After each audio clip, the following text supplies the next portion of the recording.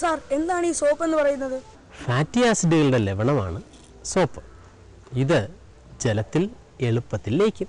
ആട്ടെ, സോപ്പിന് എന്തെല്ലാം ഗുണങ്ങളുണ്ട്? സോപ്പിന് മണമുണ്ട്, സോപ്പിന് കട്ടിയുണ്ട്, അത് പതയുന്നു.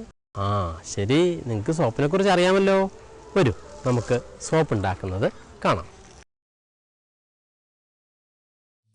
സോപ്പ് നിർമ്മാണത്തിനാവശ്യമായ അസംസ്കൃത വസ്തുക്കൾ: വെളിച്ചെണ്ണ 1 കിലോഗ്രാം, കാസ്റ്റിക് സോഡ അഥവാ സോഡിയം ഹൈഡ്രോക്സൈഡ് 175 ഗ്രാം, വെള്ളം 350 ഗ്രാം, ഫില്ലർ എ അഥവാ sodium silicate 100 gram, filler B talcum powder അഥവാ മഗ്നീഷ്യം സിലിക്കേറ്റ് 100 ഗ്രാം, കരാസിൻ അഥവാ പശ 10 ഗ്രാം, കളറും പെർഫ്യൂമും ആവശ്യമെങ്കിൽ 10 ഗ്രാം, വൈറ്റ് പെട്രോളിയം ജെല്ലി മോൾഡിൻ പുരട്ടാൻ. വെള്ളത്തിൽ കാസ്റ്റിക് സോഡ ചേർത്തിളക്കുക. ഇതൊരു താപമോചക പ്രവർത്തനമായതിനാൽ കൈകൊണ്ട് തൊടാനോ പ്ലാസ്റ്റിക് പാത്രം ഉപയോഗിക്കാനോ പാടില്ല.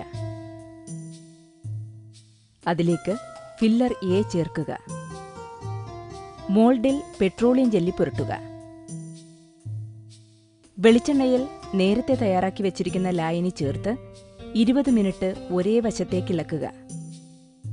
അതിലേക്ക് ഫില്ലർ ബി സ്റ്റോൺ പൗഡർ ചേർത്ത് ഇളക്കുക. സോപ്പിന് ഭാരം കിട്ടാനാണ് സ്റ്റോൺ പൗഡർ ചേർക്കുന്നത്.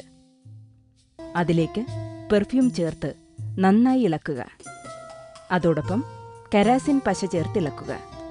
ഇങ്ങനെ കിട്ടുന്ന മിശ്രിതം പെട്രോളിയം ജെല്ലി പുരട്ടിവച്ചിരിക്കുന്ന മോൾഡിൽ നിറയ്ക്കുക.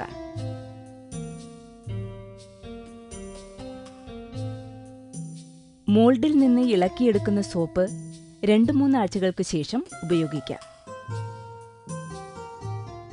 ഇപ്പോൾ സോപ്പ് ഉണ്ടാക്കുന്നത് എങ്ങനെയാണെന്ന് പഠിച്ചല്ലോ. പഠിച്ചു സാർ.